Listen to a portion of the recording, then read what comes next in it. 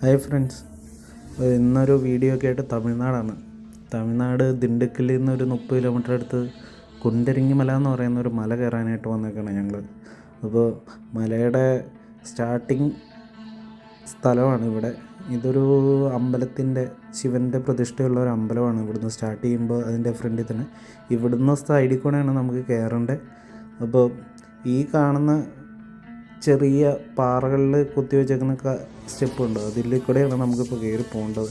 അപ്പോൾ ഈ സ്റ്റെപ്പിൽ കൂടെ കയറി ഇതിൻ്റെ മേളിലേക്ക് കയറി ചെല്ലുമ്പോൾ തന്നെ ഇച്ചിരി ചെല്ലുമ്പോൾ തന്നെ കാണുന്ന വ്യൂ താഴത്തെ ഫുള്ളൊരു ഗ്രാമത്തിൻ്റെ വ്യൂ ആണ്.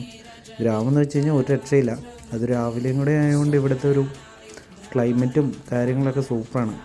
മഞ്ഞ് ഇറങ്ങി നിൽക്കുന്ന പോലെയും ഒക്കെയാണ്. കാണാനൊരു രക്ഷയില്ലാത്ത വ്യൂ ആണ്.